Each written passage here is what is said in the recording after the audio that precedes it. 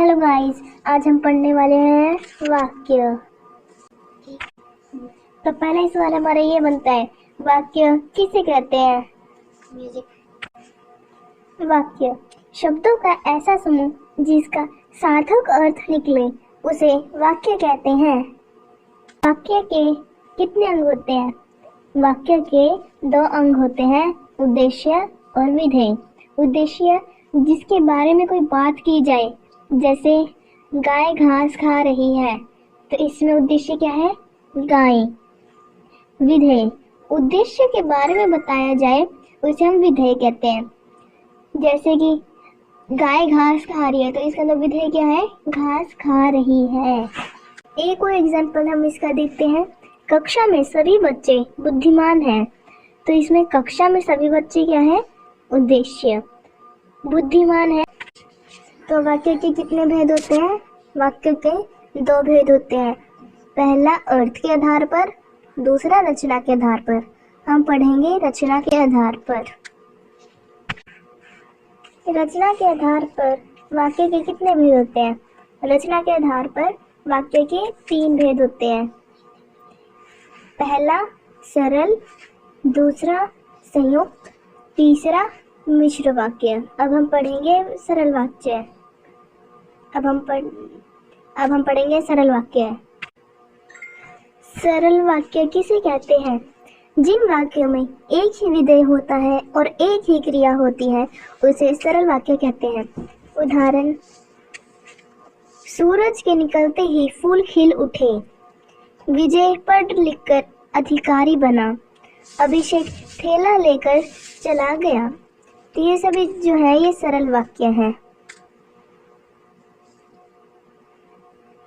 जिनके अंदर एक ही उद्देश्य है, जैसे कि सूरज, विजय, अभिषेक उद्देश्य है, और फूल खिल रहे हैं, अधिकारी बना, लेकर चला गया, ये क्या है? क्रिया है। अब हम पढ़ेंगे मिश्र वाक्य।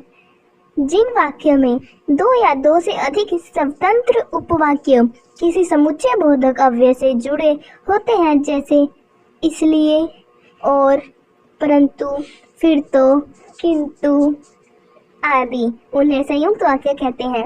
उदाहरण, वह व्यक्ति बूढ़ा है अतः उसे पहले जाने दो, रेल आई और चली गई परंतु नहीं बैठ सका। इसके अंदर अतः और परंतु जो है वो हमारे संयुक्त वाक्य हैं। अब हम पढ़ेंगे मिश्र वाक्य किसे कहते हैं। जिन वाक्यों में एक मुख्य या प्रधान वाक्य हो और अन्य आश्रित उपवाक्य हो उसे मिश्र वाक्य कहते हैं।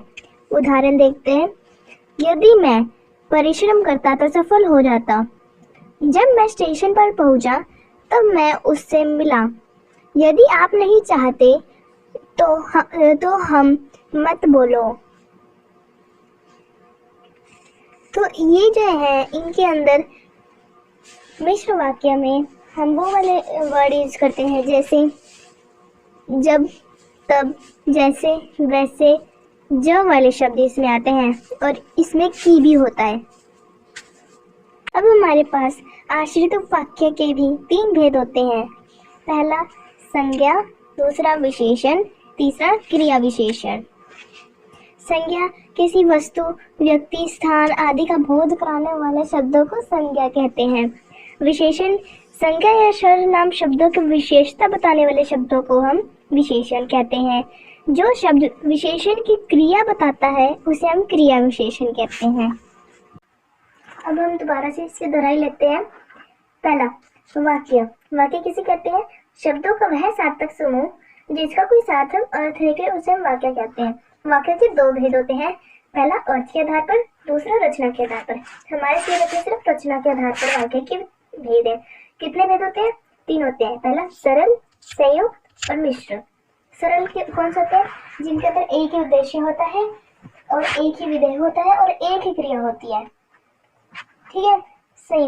संयुक्त में 2 सरल वाक्य होते हैं जो बिल्कुल स्वतंत्र होते हैं, और इनके 2 सरल वाक्यों के बीच में एक जो इनको जोड़ने का काम करता है, जैसे और, किंतु, परंतु, इसलिए, लेकिन आदि।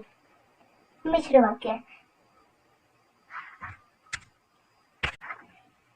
मिश्र वो होते हैं जिनके अंदर दूसरा वाक्य पहले वाक्य के ऊपर आश्रित होता है, मतलब कि उसके ऊपर डिपेंड होता है। अब वाक्य के दो अंग होते हैं, उद्देश्य और विधेय। उद्देश्य जिसके बारे में हम बात कर रहे हैं, विधेय जिसमें उद्देश्य के बारे में हम बात करते हैं। अब इसके मिश्र वाक्य के दो और टाइप होते हैं, पहला प्रधान, दूसरा आश्रित।